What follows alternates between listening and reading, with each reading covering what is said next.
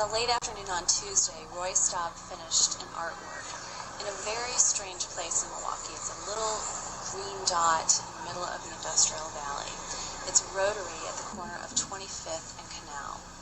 Roy makes environmental artworks. He creates them from materials that are found in nature, usually within walking distance of the piece. He made this particular work for the Friends of the Hank Aaron Bicycle Trail. And he called me on the phone, encouraged me to come down as quickly as I could because the wind was already beginning to alter it. Good. The name of this piece is Nature Belle, and originally Roy had designed it to be kind of perfectly round, like a bowl or a basket upside down, or maybe a woman's hip skirt, something like that. And Roy makes work like that quite a bit. He creates precise circles and geometric shapes and places them in nature, kind of leaving a subtle marking of the human touch. But something happened to this particular piece. And then it buckled. And it's really beautiful, buckled, don't you think? I think it's beautiful. Yeah. It has this, it's not boring. If it would be just this dome, it would be kind of boring and static and classical. Right. This is a classic. I never seen that. I never made a work like this before. I never picked a tree like this before. Yeah. And I offered it to the gods of art.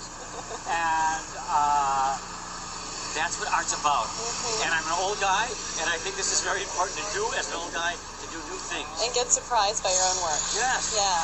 Because anything new makes me go on to the next thing. It just gave me another idea. Yeah.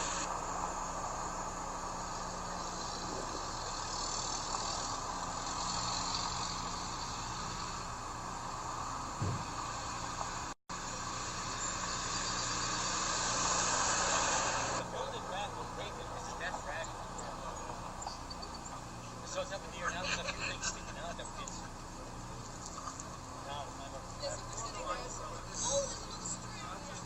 there it is. Give the scissors or a knife. Is that a knife?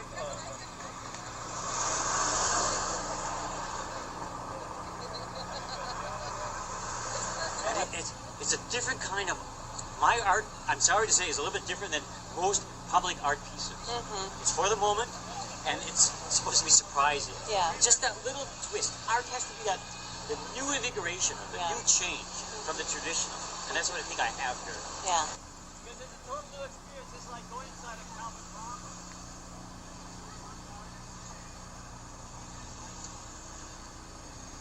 The first time that I saw Roy's piece was probably about a couple of hours after he had finished it. It was Tuesday evening during the rush hour, and it was pretty clear that there had been traffic diverted from all of the construction going through this rotary. It was just unbelievably busy.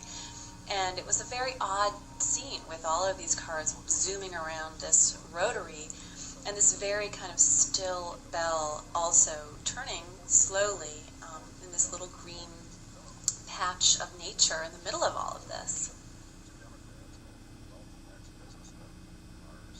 Because the artwork is going to be seen by most people in their cars, I thought it would be worth going down again the following morning at first light to see what the piece looked like in the morning, and also just to experience it in the car. As is often the case, a little cooler near Lake Michigan.